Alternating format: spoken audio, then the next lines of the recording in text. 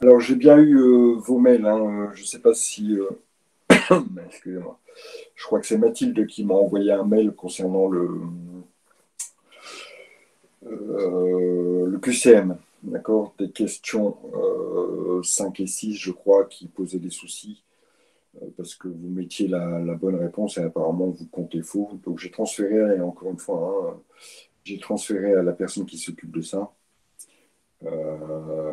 puisque c'est pas moi, comme je vous l'avais déjà dit. Donc, je pense que ça sera réparé.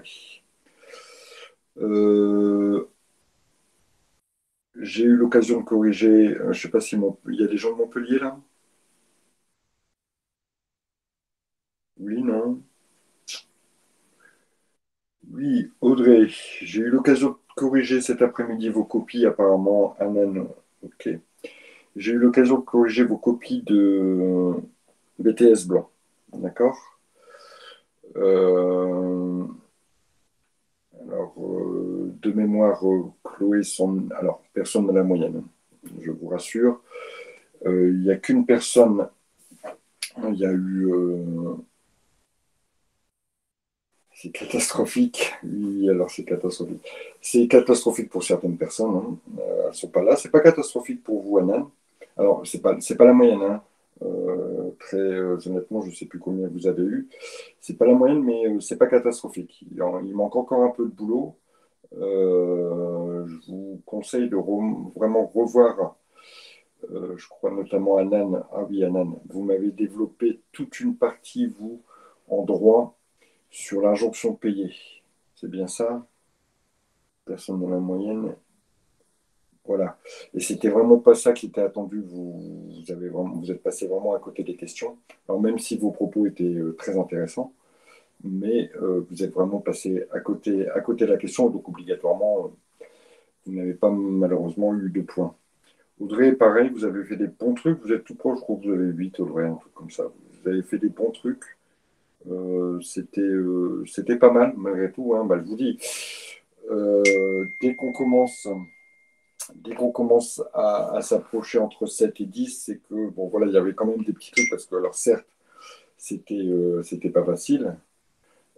Ça, j'en conçois, hein, je le conçois. Certes, on a encore le temps pour les révisions, etc. Donc, moi, j'estime que si vous avez entre 7 et 10, il y a déjà, on sent qu'il y a déjà du boulot. D'accord? En dessous de 7, ça devient un petit peu compliqué. Hein. Bon, après, j'ai vu des copies à 2, à 1,5, parce qu'il y a 3 réponses sur 4 heures. Bon, bah, là, j'estime qu'il n'y a pas eu de boulot du tout. Moi. C'est tout. Alors, j'ai Et vu. monsieur, c'est pas vous qui corrigez Nice? Non, mais Nice a été corrigé. Parce que justement, mademoiselle Bienvenue, si je me souviens bien, si je me souviens Je bien, sais pas, j'ai jamais eu de copie ou de. Mais ils sont un peu perchés à Nice, hein, vous savez, monsieur. ah ouais, je le savais, mais je crois que les copies de Nice sont corrigées. Je les ai vues, enfin, j'ai vu les notes. Et justement, je voulais juste vérifier une chose. Je voulais juste vérifier une chose. Alors, pour tout vous dire, hein, moi j'ai corrigé, je ne sais pas, Aix, je ne sais pas. Moi j'ai corrigé, comme je vous l'avais dit, je crois que j'ai corrigé Paris, j'ai corrigé Lille et j'ai corrigé, donc on m'a envoyé les copies hier de Montpellier. Euh, sur ces 3 campus, j'ai mis 3,10. D'accord? Tout le reste, c'était en dessous de la moyenne. Donc, c'est pour vous donner, voilà, votre niveau hein, par rapport à tous les campus. OK? Et Monsieur, du coup, excusez-moi pour Montpellier, du coup, la moyenne, vous savez, à peu près. Donc, enfin, les notes, elles sont aux alentours de 8, ah non, non, non, 1,5. non, non, non, non, la moyenne, elle est plutôt aux environs de 5. Hein. Ah, ah ouais, Oui, non, ça oui, la fait. moyenne est plutôt aux environs de 5, dans le sens où, comme je le disais, euh, alors il y a Christophe n'est pas là, Christophe Ayoud, qui a fait des choses super, mais la Non, moitié. non, non, il est pas là. Non. Tout ce qu'il m'a fait, c'était Il... pratiquement top de chez top, sauf qu'il a fait que la moitié. Donc, j'ai pas compris. Il y a des choses qui n'ont pas été faites. Et là, c'est vrai que j'étais un petit peu. un petit peu étonné. Et donc, alors, je sais pas trop. Bah oui, là voilà, Christophe, il a eu 10, mais en faisant la moitié. C'est le seul qui a eu la moyenne. Pour pas. Audrey, vous avez eu 9. Donc voilà, on est vraiment tout proche, hein. Et Anan, vous avez eu 6. Mais c'est pareil, vous vous plantez sur toute la partie. Oh là là.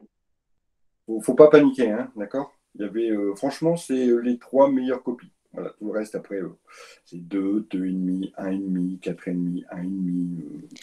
Monsieur, vous me faites peur. Est-ce que vous avez les notes de Nice ou pas? Vous avez peur, hein, Charlotte? Oui, toujours. Vous avez peur, Charlotte, Charlotte, Charlotte, Charlotte. Eh bien, Charlotte, vous êtes, voilà, c'est ça. Vous êtes la lauréate. C'est vous qui avez la meilleure note de tous les campus. Vous êtes la seule, et je vous félicite, hein, franchement. Alors, c'est pas moi qui ai corrigé votre copie, mais de toute façon, on a le même, tous les enseignants ont le même barème, hein, puisque on applique tous le barème et une correction type, alors même s'il y a une petite marge de manœuvre. Mais Charlotte, vous avez eu 15,5.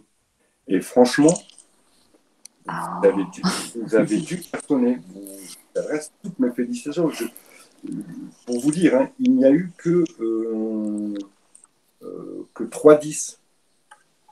Là, j'en vois un autre. Eva, bravo. Vous avez eu aussi 10. Donc, vous avez eu la moyenne. Bon, après, Charlotte, je vois vos autres notes aussi. Donc, ça va, quoi. Mais en fait, c'est parce que comme il y avait 2 exercices de droit, enfin, je raconte ma vie, mais j'étais en droit avant pendant 2 ans. D'accord. Ok. Et je pense que sur ça, j'ai dû cartonner. Et après, le premier exercice, comme on l'avait fait ensemble, je m'en souvenais. D'accord. J'avais révisé, donc c'était juste l'exercice compta où j'ai un peu bugué. Mais voilà. Ah, ben, franchement, Ouais, merci. bravo. Et alors, Emma, que je n'ai jamais vue en cours, elle a eu 11,5. Parfait. Nickel. Nickel. Bon, après, à Nice, vous êtes les rois de l'absentéisme, hein, parce qu'il n'y a eu que 4 personnes qui ont participé sur tout le campus, hein. Donc, voilà. Mais, ouais, donc, Excusez-moi, monsieur, vous pouvez nous donner les notes pour l'ensemble des participants de Montpellier, s'il vous plaît? alors, Valérie, vous voulez peut-être votre note? Oui, s'il vous plaît. Ou alors, je ne sais pas si j'ai le droit de vous le dire, hein, mais si ça gêne personne que je dise sa note. Enfin, je donne que à ceux qui sont là, hein, évidemment. Ok, merci. Donc, Si c'est un 2, ne me l'annoncez pas, hein. attendez. Merci. Valérie. Non, Valérie, ça a été 7. Ça va.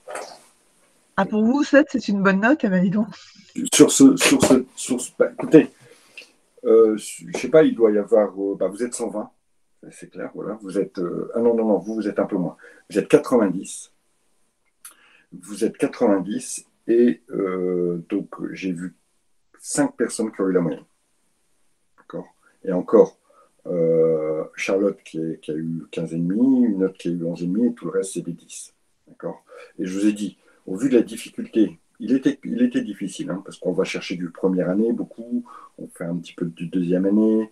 Bon, il y avait la partie stats, voilà, qui n'était pas facile. Euh, on est très exigeant aussi dans les réponses. Je vous ai dit, si vous avez entre 7 et 10, c'est qu'il y a déjà du boulot. Voilà, il y a déjà du boulot. D'accord. Maintenant, vous verrez votre copie, Valérie, je l'ai renvoyée aujourd'hui, hein. Enfin, je l'ai renvoyée tout à l'heure, il y a 1 heure, hein, donc je ne sais pas, vous pourrez peut-être Ok, merci, merci beaucoup. faire un petit peu mieux. Voilà. Et non, Aix, non, pas de note. Lyon, pas de note. Donc elles n'ont certainement pas été corrigées. Et Montpellier, Nice c'est fait, Paris c'est fait, puisque c'est moi. Aix, vous n'existez pas ou quoi là? Ah si, Aix. Alors, Aix, elles ont été faites. Encore une fois, hein, je ne sais pas trop si j'ai le droit, mais vous voyez, à Aix, personne n'a eu la moyenne. Quelqu'un de Aix veut sa note? C'était Hugo peut-être? Non, il n'y avait personne de Aix qui voulait sa note là? Si, SVP, Hugo. Hugo. Alors, Hugo.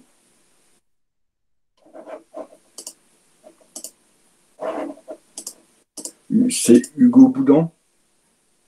Parce que sur votre... ici, c'est marqué Hugo Coach. Donc, je pense pas que ce soit Hugo Coach, votre nom. A priori, j'ai qu'un Hugo. C'est ça. Hugo, il y aura encore du boulot à faire. D'accord, vous avez eu 5. Monsieur, pour Montpellier, il y a Hugo de notre campus qui aimerait bien avoir sa note, s'il vous plaît. Hugo de Montpellier, Montpellier.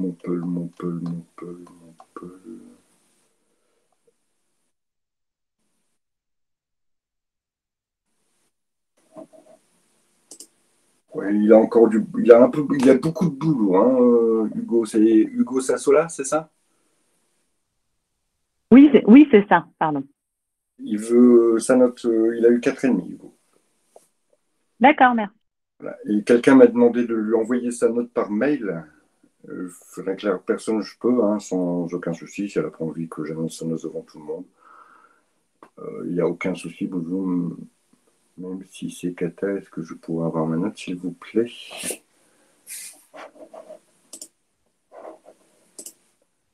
Alors,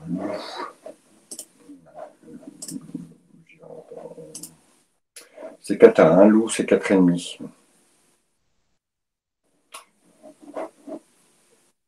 C'est pas grave, vaut mieux avoir 4,5 encore une fois, hein, je vous dis. Vaut mieux. Quel est le barème par rapport au quiz que l'on a fait? Ce que vous ne donnez pas, ce d'entraînement. Quel est le barème? Je ne comprends pas, Célia. Qu'est-ce que vous voulez dire par là? Allez-y, exprimez-vous, Célia.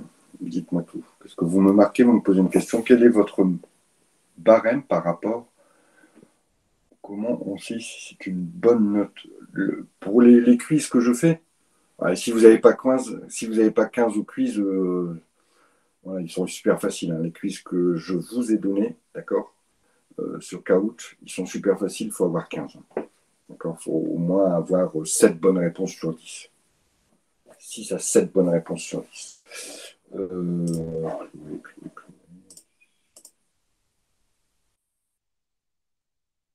Pourquoi j'ai des points, mais je ne sais pas à quoi ça correspond. Ah oui, non, je m'occupe des bonnes réponses, pas de la rapidité. Parce que je vous mettrai, une fois qu'à la fin de la semaine, je vous mettrai les résultats. D'accord, il faut regarder les bonnes réponses.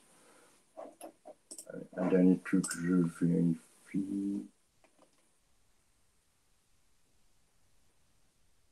Alors, qu'est-ce qu'il me dit? Chloé, je peux vous l'envoyer par mail, votre note, si vous voulez. Mais bon. Alors, Chloé. Elle est de quel campus, Chloé? Chloé Roux. Ah bah oui, je l'ai corrigé, ça, Chloé Roux. Vous devez être du campus de Montpellier. Montpellier, c'est une des premières que j'ai.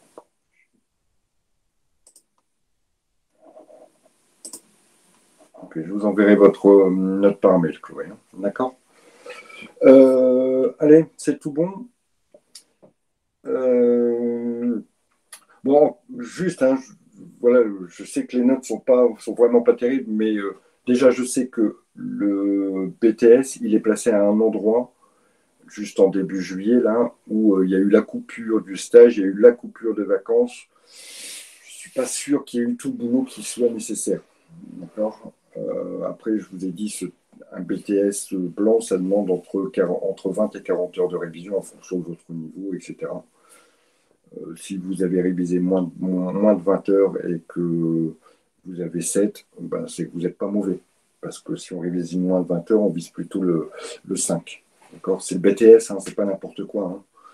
Et le BTS, un des BTS les plus compliqués. Et une matière peut-être que vous n'aimez pas. Donc, il faut, si on ne veut pas... Voilà. Si vous avez 8, 9 à l'examen, ça ne va pas trop vous handicaper, bien que ce soit coefficient 2, si vous arrivez à vous rattraper dans d'autres matières. D'accord. Mais il ne faut pas prendre un 3 ou un 4. Ça serait une catastrophe. Okay. Bon, allez, on peut y aller? On y va? Pas d'autres questions? Mais encore une fois, je vous dis, rien n'est impossible. Hein. Rien n'est impossible. Vous voyez, voilà, par rapport au boulot que vous avez fait, quelle est votre note? Si vous avez une sale note et que vous dites, ouais, bon, j'ai révisé que 5 heures, 5 heures, c'est rien. 5 heures de révision, c'est rien. 5 heures, ça vaut 2, 3. D'accord. Oui, mais monsieur, c'est un peu alarmant parce que bah, moi, c'est une reconversion aussi, mais j'ai un DUT Tech Deco et là, j'ai l'impression, enfin, le travail que je fais, je pédale dans la semoule en fait, que j'avance pas. C'est un peu. Après, je sais que toute la question de droit, enfin, parce que moi, j'étais au CNED la première année et c'est vrai que ben, il faut que je me remette à jour. C'est vrai que après, en discutant avec les collègues, je suis passée à côté, mais du coup, je sais pas trop comment avancer. Bah, C'est un peu imaginez-vous que alarmant. sur la question de droit, ça représente quand même 5 points. Vous Oui. passez complètement à côté de 5 points. Donc finalement, mais alors vraiment à côté. Hein. Euh, on est, on est bien d'accord. Hein. Vraiment à Oui, côté. oui, oui, oui, mais je Totalement d'autre savais. chose. Totalement d'autre Ouais. chose. Ben, je savais pas en fait, donc j'ai été un petit peu au talent en me disant bon, c'est jamais sur un malentendu. D'accord. Mais donc imaginez-vous qu'en ayant un quart du devoir qui n'est pas notable, parce que bah oui, vous dites des choses intéressantes, mais vous ne répondez pas du tout aux questions. Donc vous avez quand même 6. Donc pour moi, c'est pas si alarmant. Moi, je m'alarmerais. J'ai vu des copies où la copie, elle était blanche pratiquement. Il y a eu 3 trucs, même sur des choses. Allez, vous voyez le tableau que vous deviez remplir sur euh, la, euh, la rupture conventionnelle et il y a moyen de s'en sortir un petit peu là-dedans. Ben oui, ça, Il y je a des pensais que c'était étudiants qui ça qui sont, allait m'apporter des points. il y a des étudiants qui n'ont même pas. Alors en plus, les points ils étaient faciles à prendre. Il y avait pratiquement un demi-point pour une bonne réponse, savoir si voilà, il y a une indemnité de licenciement, bah oui, oui, et puis voilà, vous preniez un point facilement, enfin sur 40 hein, évidemment. Mais non, non, moi je ne m'alarmerai pas, Anan. Je pense que bah, il faut bosser, voilà, il faut continuer, il ne faut surtout pas baisser les bras. Et effectivement, c'est peut-être pas votre matière forte, d'accord? Peut-être que voilà, la bioche, vous allez un peu rattraper parce que vous n'êtes peut-être pas mauvais en bioche, et puis voilà. Après, je pense qu'on reprendra. Bon, aussi, hein, j'ai vos notes sous les yeux, hein, donc je sais que vous n'êtes pas mauvais en bioche. Je n'ai pas dit bonne, j'ai dit pas mauvaise. Hein. Mais que voilà, il y a moyen de rattraper, puisque je sais que la biochimie, je compare souvent parce que c'est le même coefficient. Vous voyez. Donc, donc oui, je disais, il ne faut surtout pas baisser les bras. Il faut continuer à bosser et puis on fera des chapitres de droit parce que je crois que sur la partie contrat, responsabilité civile, responsabilité pénale, euh, responsabilité contractuelle, délictuelle, je pense qu'il y a peut-être des petites notions à revoir et puis de la méthodologie aussi à revoir.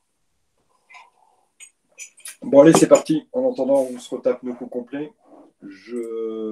Hop, hop, terminé pour ça. Hop, hop, hop. Je fais juste un petit truc.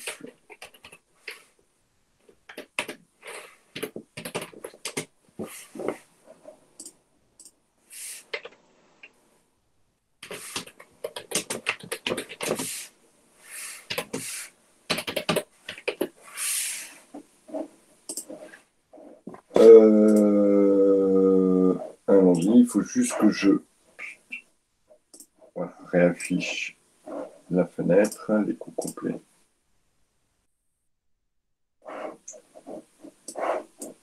Voilà, et on peut y aller. Alors, on se remet dans le contexte. C'est l'entreprise Signol qui fabrique des compotes. Elle fabrique deux types de compotes, des compotes à la pomme et des compotes à la fraise.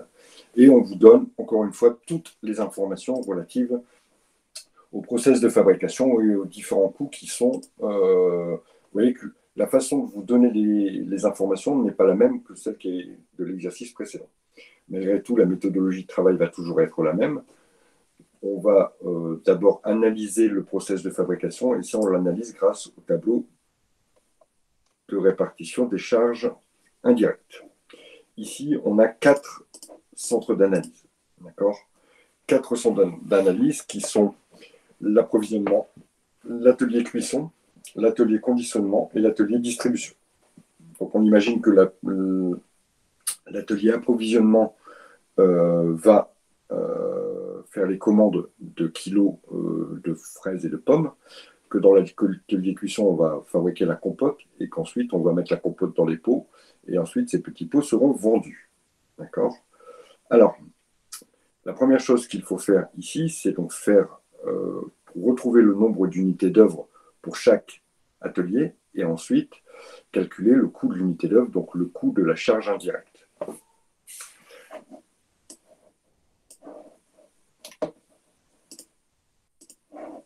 Donc ici, voilà les chiffres qu'il fallait retenir. Donc, je vais vous mettre les explications. Donc, pour le nombre de kilos de pommes, on sait qu'on a acheté 80 tonnes de pommes et 90 tonnes de fraises.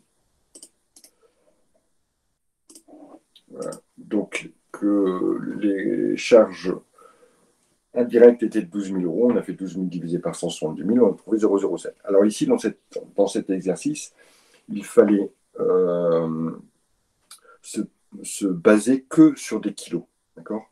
Puisque des fois, on vous donne des choses en tonnes et des fois, on vous donne des choses en kilos. Le mieux, c'était de tout transformer en kilos et de ne travailler qu'avec une seule unité, d'accord? Le kilo. Je me rappelle, hein, 1000 kilos, c'est une tonne. Enfin, une tonne, c'est 1000 kilos. Donc, voilà pourquoi je suis à 170 000. Ça faisait 170 tonnes, mais donc ça représente 170 000 kilos. Concernant ici, pareil pour le kilo de compote obtenu, on sait qu'on a produit 300 000 kilos. Non, on a produit 300 000 pots à 120 grammes par pot, donc à 0,120, toujours en kilos. Hein. Et donc, ça nous permet de savoir qu'on a produit au total 78 000 kilos de compote. Ensuite, les petits pots conditionnés, 300 plus 350. Et puis, les petits pots vendus, on en a vendu 649 000.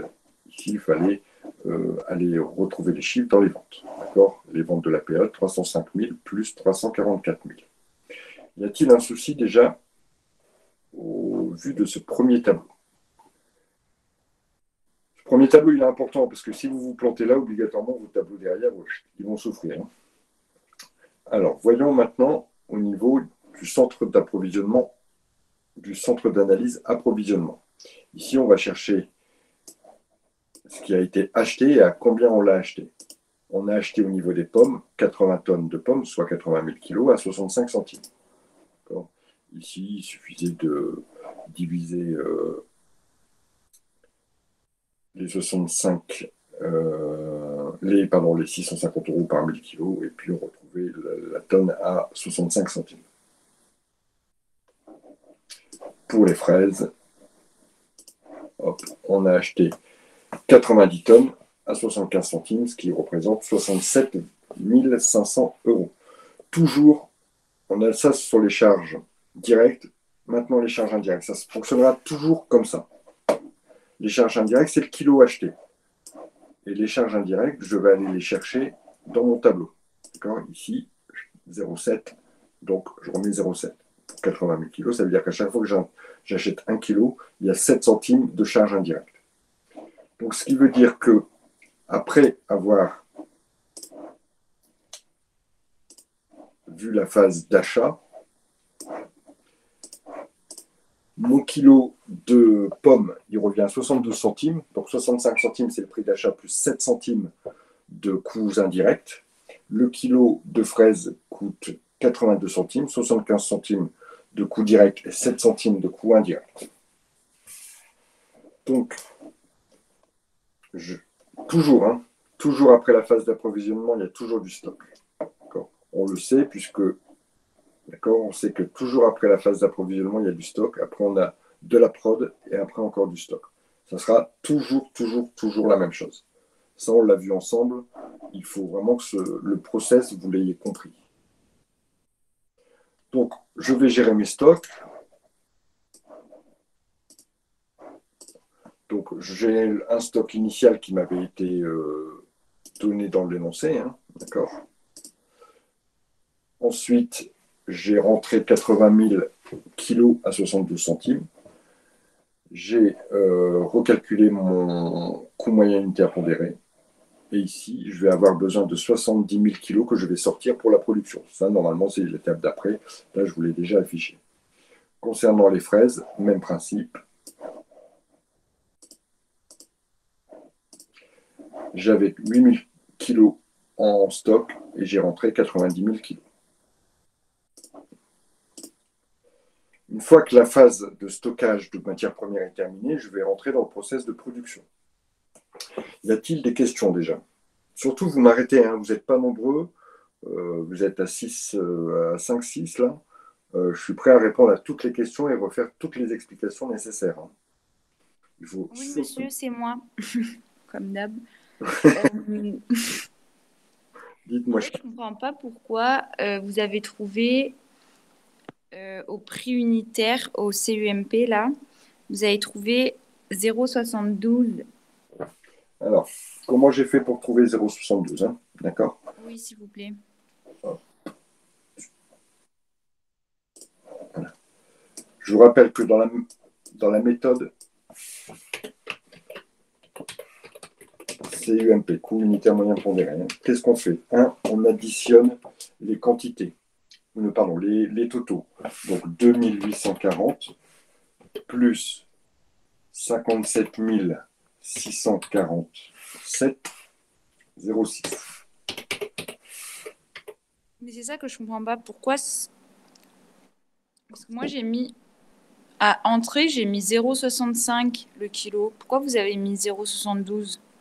Je termine juste ça comme ça et après je vous explique. Et ça, Ah, je le divise, non mais pas de souci, par 4000 plus 80 000.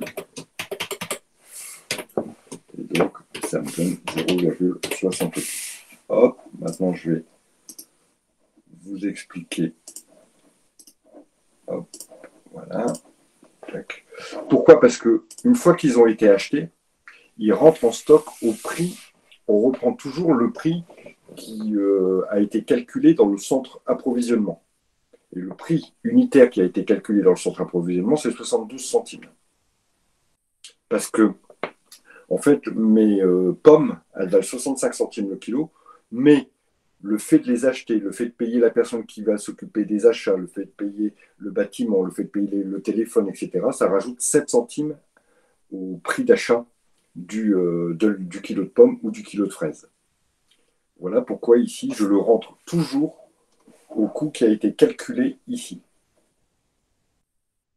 Ah, ok, parce que moi, en fait, j'ai mis 0,65 du coup. Non, voilà, c'est là votre souci. Ok, donc il faut toujours prendre l'entrée, le qu'on a coût, calculé à approvisionnement. Voilà, en stock. Enfin, on l'ajoute au prix. Voilà. Ok, Donc, d'accord. en stock, c'est au prix calculé dans le centre appro. Soit 0,68.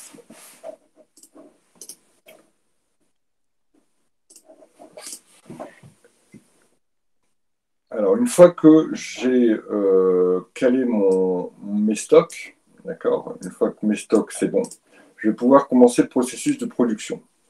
Donc, en production, je fabrique des kilos de pommes, des kilos de compote de pommes et des kilos de compote de fraises. Ok. Donc, je vais utiliser la matière première. J'utilise 70 000 kilos de... J'utilise 70 000 kilos de pommes et 80 000 kilos de fraises. Le coût qu'on va prendre ici, c'est le coût qu'on a calculé en prix de sortie ici.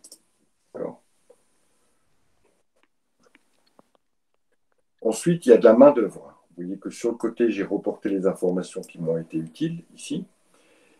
On a utilisé 350 heures pour fabriquer les pommes et 350 heures et 375 heures pour fabriquer les compotes de fraises.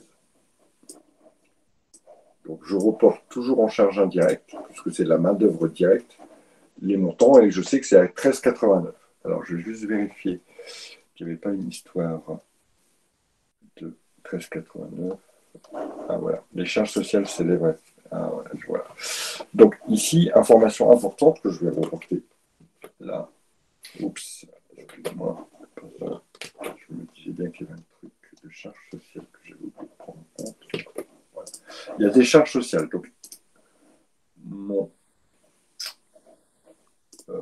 ici, ça ne sera pas 13,89, mais ça sera 13,89 fois 1,44. Je vais vous expliquer. Maintenant, pourquoi? Alors, ici, le salaire,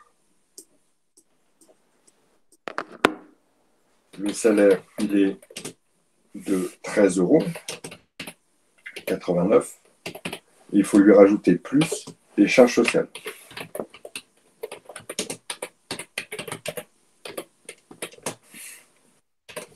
C'est 44% de 13,89. Donc ça me donne 20 €.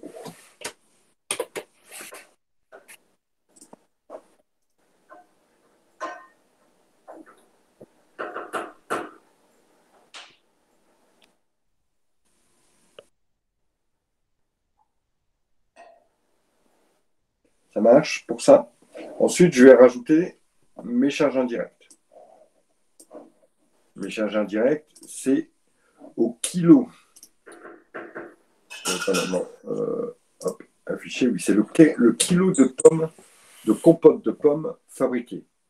Je sais que j'ai fabriqué 300 000 pots à 120 grammes chacun. Donc, il a été fabriqué, évidemment, 36 000 kilos de compote.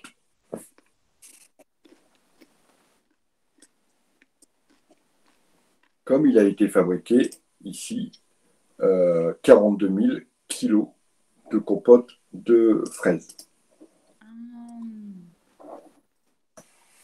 Je vous laisse bien regarder et bien visualiser ce tableau. Hop, je vais inverser ces deux petites choses.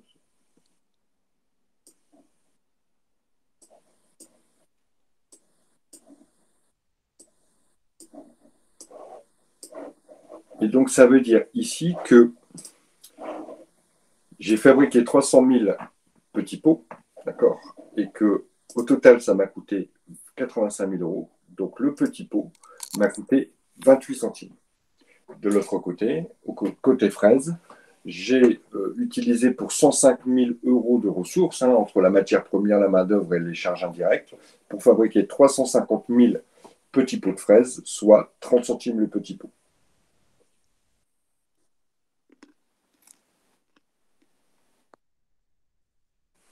Des questions? Alors, une fois que c'est sorti, les petits pots ils vont être placés ils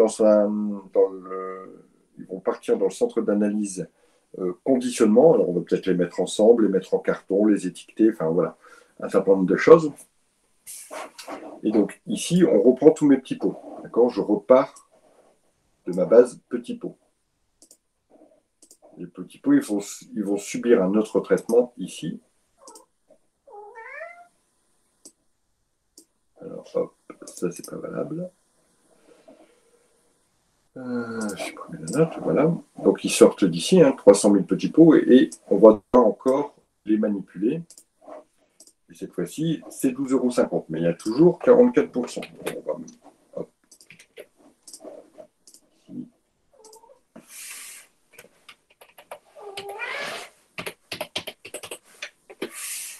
Ça, à 18 € de là. D'accord.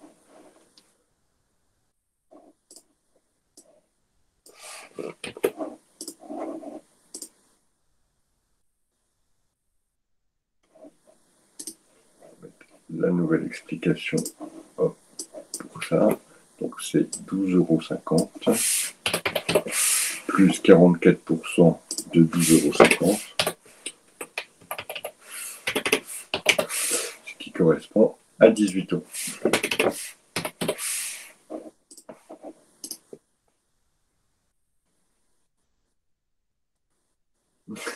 Oui, c'est mon chat qui commence à réclamer à manger.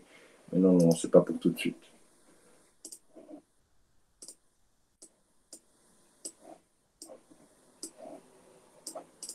Voilà pour la partie des charges directes. Ensuite, on va passer aux charges indirectes et on sait que l'unité d'œuvre, c'est le petit pot conditionné. Donc, comme j'en ai fait d'un côté 300 000 et de l'autre côté 350 000 et que le coût de l'unité d'œuvre qui a été calculé dans le tableau des charges indirectes, il est de 4 centimes, il faut rajouter 4 centimes. Le fait de mettre en carton, ça coûte 4 centimes. Donc, ici, je vais avoir maintenant un coût qu'on appelle coût de production. Un coût de production qui est de 33 centimes pour les pommes, les petits pots de pommes, et 35 centimes pour les petits pots de fraises.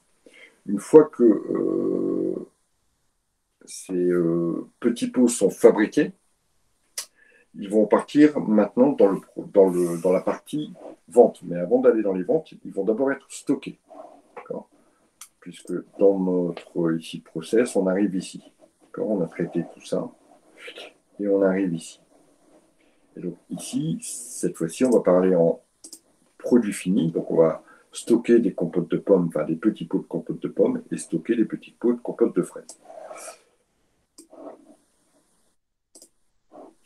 Vous voyez que les stocks initiaux que j'ai repérés dans mon énoncé, j'avais 6000 pots de compote de pommes à 1800 €. Et 1000 pots de compote de fraises à 320 €. Donc je fais mes stocks méthode coût moyen unité à pondérer. Et le coût d'entrée, c'est le coût qui a été calculé à la sortie du champ. Une fois que j'ai fini mon stock de produits finis, je vais pouvoir attaquer, puisqu'on est maintenant ici, on est à cette étape-là, il ne me reste plus qu'à regarder quelles sont les ventes. Alors, d'abord, je vends des petits pots. Donc, les petits pots, c'est une charge directe, hein, d'accord? Ensuite, à chaque fois que je vais vendre un petit pot, il va y avoir des coûts. Peut-être de la publicité, peut-être des commissions pour les vendeurs, etc. Donc, ces coûts, c'est à chaque fois que je vends un petit pot, ça me coûte 3 centimes. Chaque fois que je vends un petit pot, ça me coûte 3 centimes. Donc, c'est des coûts supplémentaires qu'il va falloir ajouter. Et donc, ici, le coût de revient du petit pot est de 36 centimes pour les pots pommes et de 38 centimes pour les pots fraises.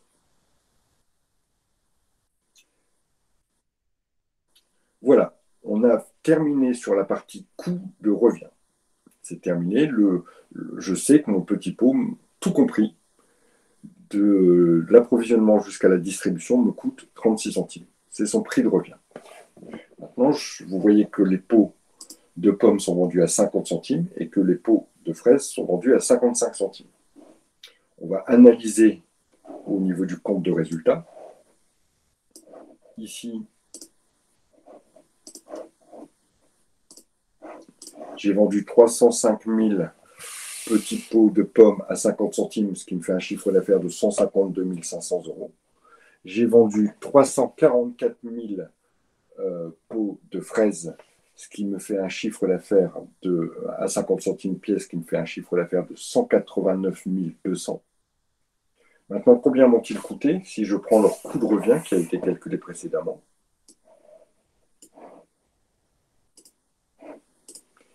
Ils m'ont coûté 36 centimes pour les pommes, et 38 centimes pour les fraises, ce qui veut dire qu'au total, 110 000 € pour les petites pommes de pommes et 131 000 €.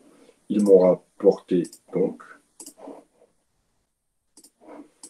41 000 € pour les pommes et les fraises, 58 000 €. Donc ici, on a deux produits qui sont rentables. D'accord? Alors, pour aller un peu plus loin, même si ce n'était pas demandé ici, moi, j'ai calculé le taux de rentabilité, d'accord?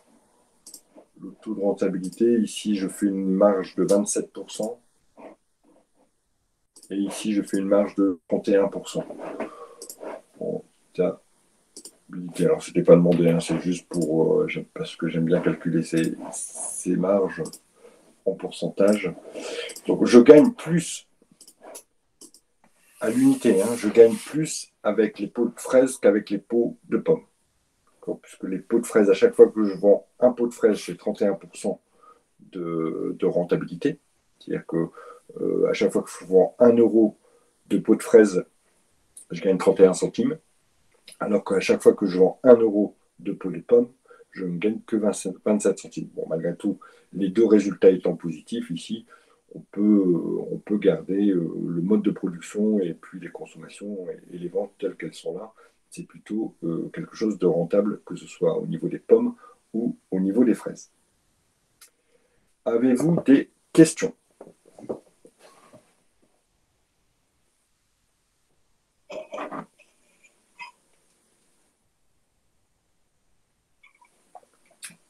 Pas de questions? Personne?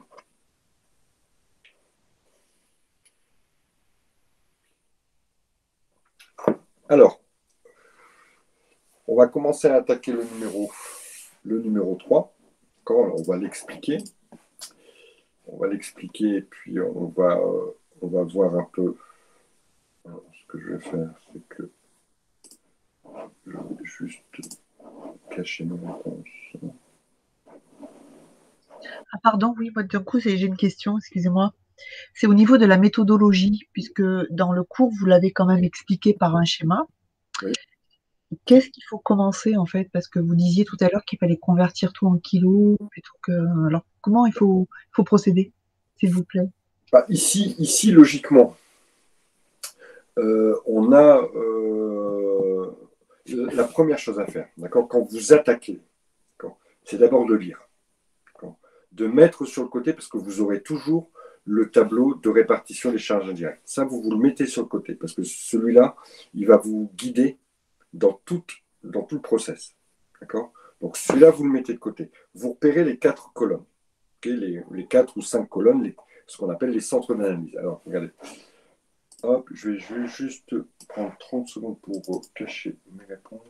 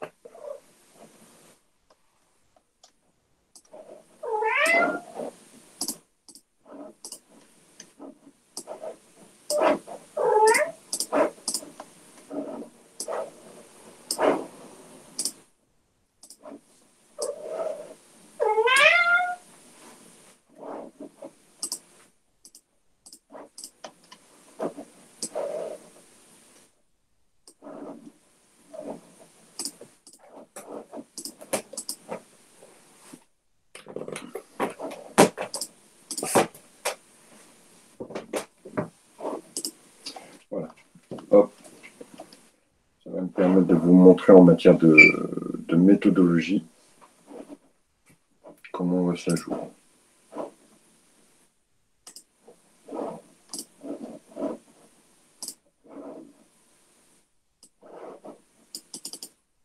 Alors, première chose à faire, quand je suis ici dans le sujet 3, je lis mon sujet. Voilà, je vois à peu près. Bon, je sais qu'ici, on fabrique 2 types de biscuits, d'accord? Des biscuits au sésame et puis des biscuits qu'on appelle les biscuits classiques. Les 2 biscuits étant des biscuits à base d'algues. Et tout de suite, je vais regarder ce tableau-là, d'accord? Tout de suite, c'est ça qui va me guider. Je vois qu'il y a 5 centres.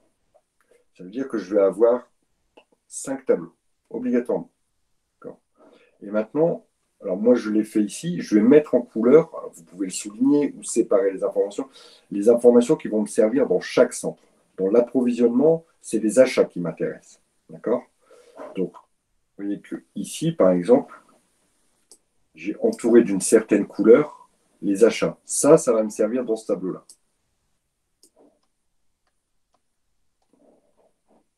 Ensuite, ici, au niveau de l'atelier cuisson, je vais rechercher les informations que j'ai dans l'atelier cuisson. Voilà, je les ai mis en vert, j'ai ça et j'ai ça. etc., etc. Donc, je répartis un peu les informations que j'ai. Et normalement, chaque information va me servir quelque part. Et puis ensuite, j'attaque. Alors, je peux me faire ce petit schéma-là, hein, comme j'ai fait là, en sachant qu'ici, on a de la pro, toujours après la pro, et ça, c'est une évidence, on ne vous le dira pas, mais il faut que vous le sachiez, c'est les stocks. Ensuite, les ateliers de production. Ensuite, encore du stock. Et ensuite, la distribution. Et dans le cas que l'on traite dans le numéro 3, ça sera aussi la partie administration. Et ça, je le vois grâce à mon tableau. Voilà. Grâce à ce tableau-là. Vous voyez, ça, c'est mon enchaînement de production. Ça va d'abord là, ensuite ça passe là, ça passe là, ça passe là et ça passe là. Et ensuite, j'y vais, j'attaque par le tableau de répartition des charges indirectes. Je pense que dans cet exercice, la plus grosse difficulté, à mon sens, c'est la masse d'informations qui vous sont fournies. Et après, on est perdu parce qu'on va vite, parce qu'on commence ces tableaux, mais on ne sait plus. Donc, moi, je ferai sur un brouillon, à pro, tac, et je recopie les informations importantes. Ici, j'aurais pu faire, ici, j'aurais marqué sur mon brouillon approvisionnement. Dans l'approvisionnement, j'ai besoin des kilos achetés. Tac, tac, donc je vais les retrouver là. D'accord. Et c'est tout. Dans la partie ensuite des stocks, je vais avoir besoin du stock initial. Donc, bah voilà, vous voyez, les stocks au 1er mai, je les ai ici. Ça, ce sera pour la partie stock produit fini. Donc, voilà, je vais noter partout, à chaque fois, les informations qui vont me servir pour chaque centre d'analyse. Et normalement, je vais avoir des répartitions. Alors, des fois, il y aura un double emploi, hein, mais toutes les informations, a priori, doivent servir. Ça marche? D'autres questions sur la méthodologie ou Non, ça va, en fait, je comprends. Et oui, en fait, il faut être méthodique, sinon on se perd avec la masse d'infos. C'est vrai. Exactement. Je ne sais pas si vous vous souvenez des sujets et du thème sur les budgets. C'est exactement la même sagacité qu'il faut. Il y a plein d'infos. Je vais les traiter. Bon, je vais les traiter. Je les répartis. Alors, après, c'est chacun sa méthode, hein. On peut utiliser les couleurs ou on peut utiliser, vous entourer en disant ça, c'est la prod, ça, c'est l'approvisionnement, ça va être dans l'atelier, machin, c'est une information qui va servir là, une information qui va servir là. Mais je pense que il faut répartir ces informations. Et que, et que ce tableau-là, il est majeur. D'abord parce que si vous vous plantez ici, vous êtes mort pour la suite. Il suffit que vous vous plantiez là, et puis c'est tout, terminé. On va aller jusqu'au bout de la correction pour voir si la méthode est bonne, mais c'est sûr, le résultat sera faux. Sûr. Parce que c'est le premier, parce que vous avez vu que tout s'enchaîne. Hein. On reprend à chaque fois les coûts qui ont été calculés. Tout s'enchaîne, et si vous vous plantez au premier, c'est mort. Alors, ici, on va le commencer un petit peu ensemble. Donc, au niveau des unités d'œuvre, ici, on me dit, voilà, c'est les kilos calculés. Bon, je vous ai dit, hein, moi, je les ai mis en couleur. Ben voilà, je les ai ici. Tiens, ma couleur, elle est là. Et il y a eu donc 2000 kilos plus 800, 3002. Hop, donc je vais pouvoir dire qu'il y a eu, voilà.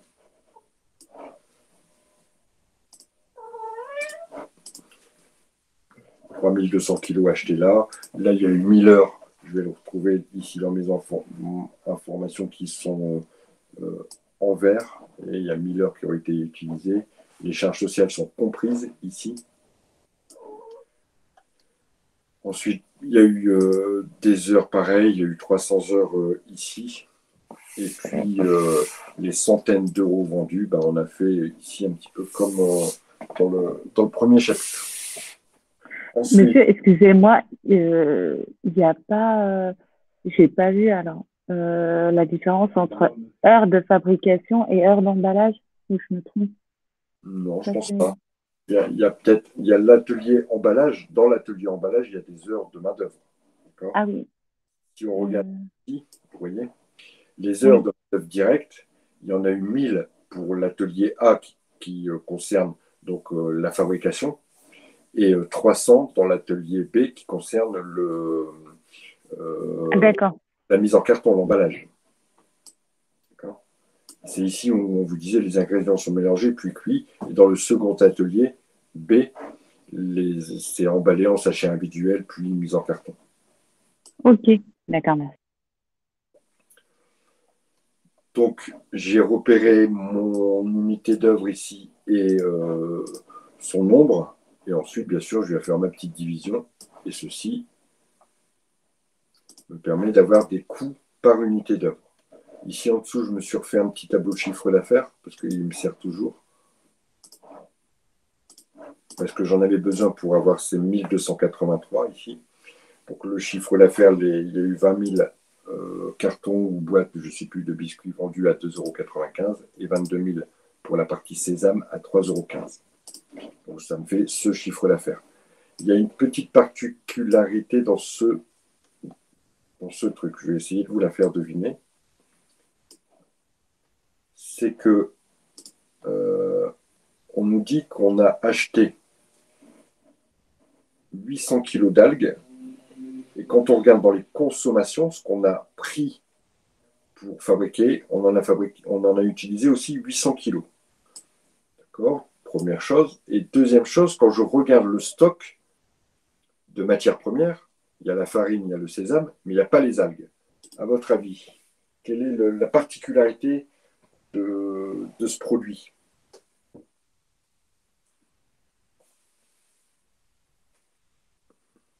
Donc le stock est à zéro. On a utilisé tout ce qu'on avait acheté en algues. Ouais, d'accord, mais il n'y en avait pas avant de stock.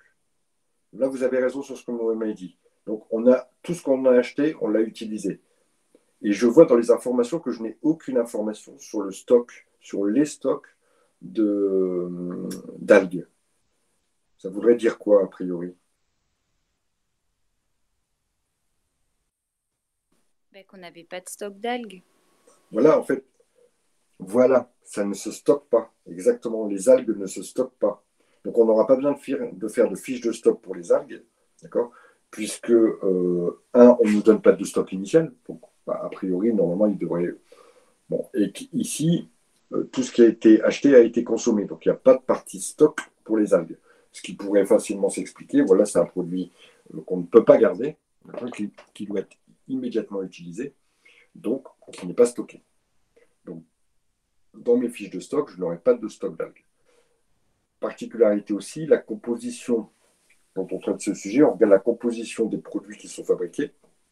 Et on sait, pareil hein, dans les informations, que les classiques, il y a la farine et les algues, et dans les sésames, donc le deuxième type de gâteau, il y a farine, sésame et algues.